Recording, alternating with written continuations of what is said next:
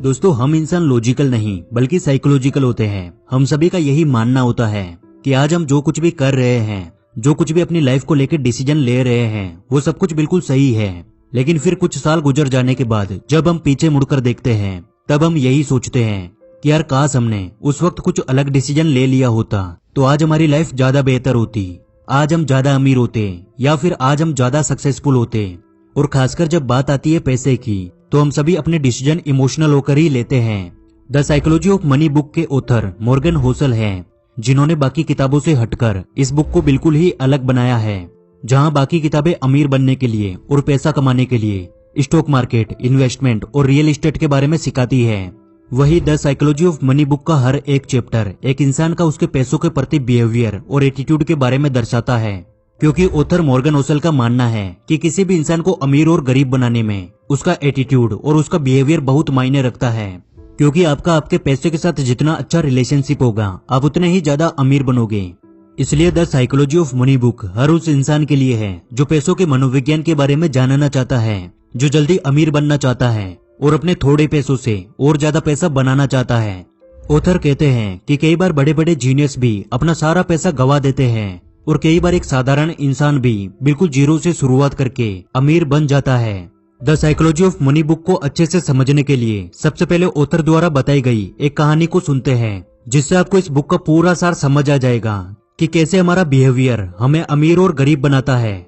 Morgan Housel जब college में थे तब वो पैसे कमाने के लिए एक होटल में काम किया करते थे। वो होटल लॉस एंजलिस का एक आलीशान और महंगा होटल था। एक बार वहाँ एक गेस्ट आया जो कि अक्सर आया करता था। वो एक यंग लड़का था जो कि काफी तेज दिमाग वाला था। 20 साल की उम्र में ही उसने कई टेक कंपनीज बनाई और उन्हें बेच दिया। यानी वो एक सक्सेसफुल इंसान था जो कि एक यंग मिलीनियर था। लेकिन पैसे के मामले में वे बहुत अनलकी था।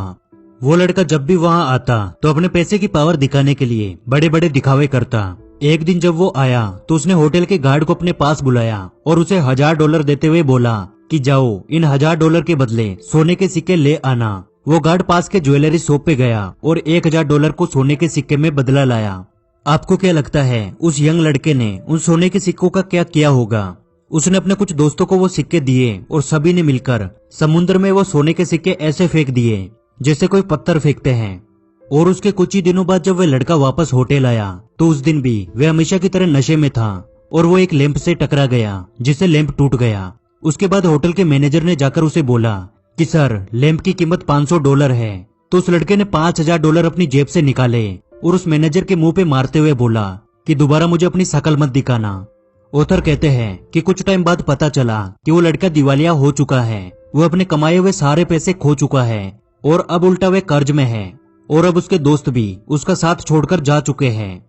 इसी कहानी के साथ ऑथर एक और आदमी की कहानी बताते हैं जिसका नाम रोनाल्ड जेम्स था। वो एक मिडिल क्लास सफाई कर्मचारी था और जब रोनाल्ड की 92 ईयर की एज में मौत हुई तो पूरे देश विदेश के अखबारों में उसी की चर्चा थी, क्योंकि उसके मरने के बाद पता चला कि उसकी पूरी नेटवर्थ 58 करोड़ रुपए की थी। अब सबसे बड़ा सवाल सामने ये आया कि एक साधारण से सफाई कर्मचारी के पास इतना पैसा कहां से आया। फिर पता चला कि वो जितने भी पैसे बचाता था उन्हें ब्लू चिप कंपनी के स्टॉक्स में लगाकर भूल जाता था और अपनी बिना दिखावे वाली जिंदगी को जीता था। और इसी आदत को वो पिछले कई दशकों से फॉलो कर रहा था, जिसकी वजह से कंपाउंडिंग की पावर ने उसके थोड़े से बचाकर इन्वेस्ट किए हुए पैसे को 58 करोड़ रुपए में बदल दिया। और अब आप खुद सोचिए, पहला वो यंग मिलीनियर लड़का और दूसरा रोनाल्ड जो कि एक सफाई कर्मचारी था। इन दोनों का अपने पैसों के प्रति बिहेवियर कितना अलग अलग था और आखिर में रिजल्ट भी बिल्कुल अलग मिला। एक पढ़ा लिखा जीनियस माइंडसेट वाला होने के बावजूद दिवालिया हो गया और दूसरा बिल्कुल साधारण सी नौकरी करके 58 करोड़ रुपए का मालिक बन गया। इसीलिए the psychology of money book में ऑथर ने हर एक चैप्टर में कुछ ऐसे फैक्ट्स के बारे में बात की है जो आपका आपके पैसों के साथ बिहेवियर, एटीट्यूड और रिलेशनशिप सुधारने में मदद करेंगे, जिससे आप और ज्यादा अमीर बन सकते हैं। और सबसे बड़ी चीज, आप अमीर बनने के बाद हमेशा अमीर बने रह सकते हैं, यानी उस यंग मिलीनियर की तरह आप दोबारा गरीब होने से बच सकते हैं। तो चलिए देखते हैं उन सभी चैप्टर्स को जो आपको अमीर बनने में बहुत ज्यादा हेल्प करेंगे। Chapter 1, no one's crazy.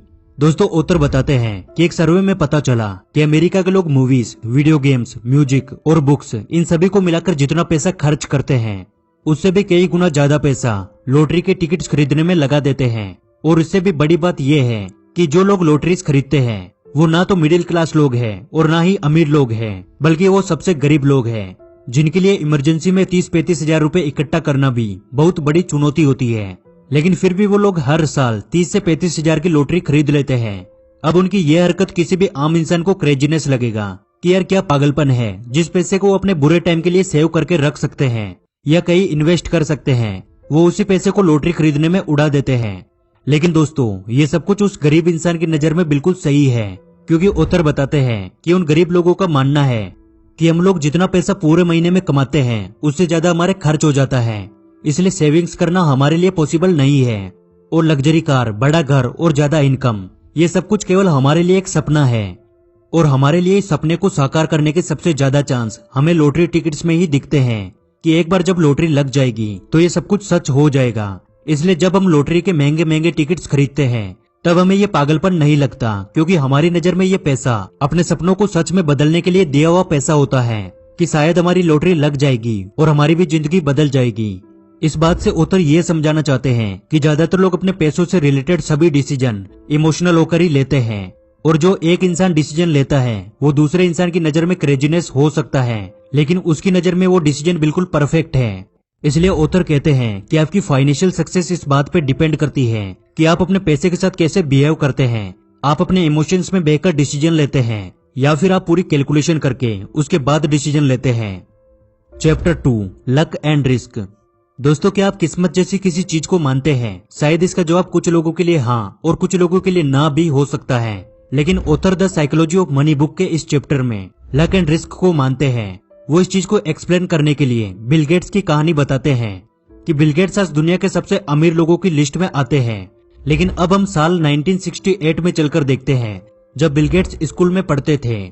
उस साल पूरी दुनिया में 30 करोड़ से ज्यादा सिमिलर स्टूडेंट्स थे, लेकिन पूरी दुनिया में द लेक साइड स्कूल कुछ ऐसे स्कूलों में से एक था जिसमें कंप्यूटर थे, और बिल गेट्स उन करोड़ों बच्चों में से एक थे जिन्हें उस टाइम कंप्यूटर का एक्सेस मिला। और बिल गेट्स खुद इस बात को मानते हैं कि अगर लेक साइड स्कूल में कंप्यूटर नहीं होता तो आज माइक्रोसॉफ्ट भी नहीं होता, यानी आज बिल गेट्स शायद इतने अमीर इंसान नहीं होते। और साथ में रिस्क को समझाने के लिए ऑथर बिल गेट्स के दोस्त केंट एवांस के बारे में बताते हैं कि उस टाइम केंट बिल गेट्स के सबसे अच्छे दोस्त थे और वो उनके पार्टनर भी थे। और बिल गेट्स खुद इस बात को मानते हैं कि अगर केंट आज भी हमारे साथ होते तो आज माइक्रोसॉफ्ट के पार्टनर होते। लेकिन केंट की स्कूल के दौरान ही एक एक्सीडेंट में मौत हो गई, यानी केंट ने उन लाखों लोगों में से वो रिस्क फेस किया जो कि किसी एक को करना पड़ता है, जिसे हम बेड लक भी बोलते हैं। इसलिए ऑथर कहते हैं कि हमारी सक्सेस में लक के साथ साथ कई सारे फैक्टर्स काम करते हैं। इसलिए यदि आप कभी फाइनेंशियली सक्सेस हो जाओ यानी अमीर बन जाओ तो ये ना माने कि आपके लिए हुए सभी डिसीजन बिल्कुल सही थे इसलिए आपको सक्सेस मिली, या फिर कभी आपको फेलियर मिले तो ये ना माने कि आपके लिए हुए डिसीजन गलत थे इसलिए आप फेल हुए, क्योंकि आपकी सक्सेस और फेलियर में आपके एफर्ट के साथ साथ और भी कई सारे फैक्टर्स काम करते हैं। इसलिए हमेशा आगे बढ़ते रहे, फेलियर्स मिलने पर उस सिचुएशन को पीछे छोड़कर आगे बढ़े, और जिस दिन आपके सभी फैक्टर्स आपकी मेहनत के साथ मिल जाएंगे उस दिन आपको सक्सेस होने से कोई भी नहीं रोक सकता। Chapter 3, never enough. दोस्तों, ज्यादातर लोगों की सबसे बड़ी प्रॉब्लम है वो किसी एक गोल को अचीव करने के बाद दूसरा गोल बना लेते हैं। यानी अगर वो लखपति बन गए तो वो करोड़पति बनना चाहते हैं, और यदि वो करोड़पति भी बन गए तो वो अरबपति बनना चाहते हैं, यानी उनके लिए इनफ नाम की कोई भी चीज नहीं होती। ऑथर इस चीज का एग्जाम्पल देने के लिए रजन गुप्ता की कहानी बताते हैं। रजन गुप्ता का जन्म कोलकाता में हुआ था। वो एक अनाथ आश्रम में पले बढ़े, लेकिन फिर भी वो 40 साल की उम्र में एक बहुत बड़ी कंपनी के सीईओ बने। इसके अलावा भी उन्होंने बहुत कुछ अचीव किया। साल 2008 में उनकी नेटवर्थ करीब $100 मिलियन थी, यानी ये इतना पैसा है कि अगर वो कुछ करते भी नहीं, केवल अपने पैसे को बैंक में रख देते, तो भी हर घंटे उनको 50,000 रुपए इंटरेस्ट मिलता, और वो भी दिन के पूरे 24 घंटे। लेकिन उनकी भी वही सेम प्रॉब्लम थी जो ज्यादातर लोगों में होती है, नेवर इनफ। यानी वो करोड़पति तो थे लेकिन वो बहुत जल्दी अरबपति बनना चाहते थे, और इसी के चलते उन्होंने कुछ गलत रास्ते अपनाए, अपनी कंपनी के पर्सनल डेटा को बेचना शुरू किया, और इसी के चलते उन्हें जेल भी जाना पड़ा। इसलिए दोस्तों, the psychology of money book के ऑथर ने इनफ शब्द को बहुत ज्यादा इंपॉर्टेंट बताया है। और ये नेवर इनफ की प्रॉब्लम आती है सोशल कंपैरिजन से। यानी अगर आपके दोस्त ने BMW खरीदी तो आप भी उसे पाना चाहते हो, अगर आपके दोस्त ने कोई नया बिजनेस शुरू किया तो आप भी उसे करना चाहते हो। और इसके लिए शुरुआत के चैप्टर में ही बताया गया है कि हर इंसान के माइंड में कुछ अलग प्लानिंग होती है, हर इंसान के लिए कुछ अलग फैक्टर्स काम करते हैं। ऐसा बिल्कुल भी जरूरी नहीं है जिसमें आपके दोस्त को सक्सेस मिली उसमें आपको भी मिलेगी, या फिर जिसमें आपको सक्सेस मिली उसमें आपके दोस्त को भी मिल जाएगी। इसलिए कभी भी खुद को दूसरों से कंपेयर ना करें और हमेशा अपना एक इनफ गोल बनाकर रखें कि मैं बस इतना कमाना चाहता हूँ, इतना अचीव करना चाहता हूँ, उसके बाद मैं पैसे के लिए काम नहीं करूंगा, मैं अपनी लाइफ को एंजॉय करूंगा। Chapter 4 compounding. दोस्तों, वॉरेन बफेट के बारे में आज कौन नहीं जानता। अब तक उनके बारे में 2000 से ज्यादा किताबें लिखी जा चुकी है।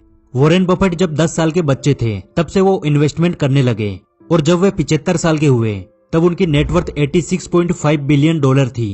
लेकिन हैरान करने वाली बात यह है कि 86.5 बिलियन में से 81.5 बिलियन उन्होंने 60 साल की उम्र के बाद कमाए।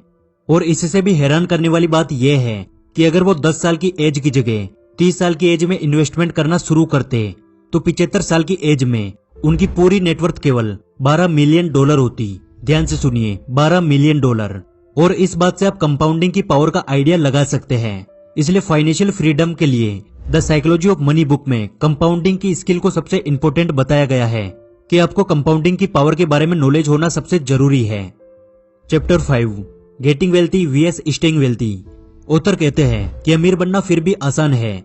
आप मेहनत करके अपनी पूरी पावर लगाकर एक बार अमीर तो बन सकते हैं, लेकिन एक बार अमीर बनने के बाद हमेशा अमीर बने रहना बहुत मुश्किल होता है। और यही वजह है कि हर साल कई सैकड़ों नए बिजनेस शुरू होते हैं और कुछ ही सालों में वापस बंद हो जाते हैं। आप इस चीज को वॉरेन बफेट और रजन गुप्ता के एग्जाम्पल से समझ सकते हो।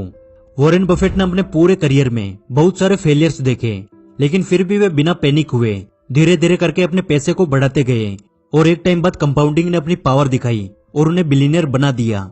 लेकिन वही रजन गुप्ता ने जब बहुत सारा पैसा कमा लिया तो उनके मन में और ज्यादा पैसा कमाने का लालच आया और उन्होंने पैनिक होकर कुछ गलत कदम उठाए और उन्हें जेल की सलाखों के पीछे जाना पड़ा।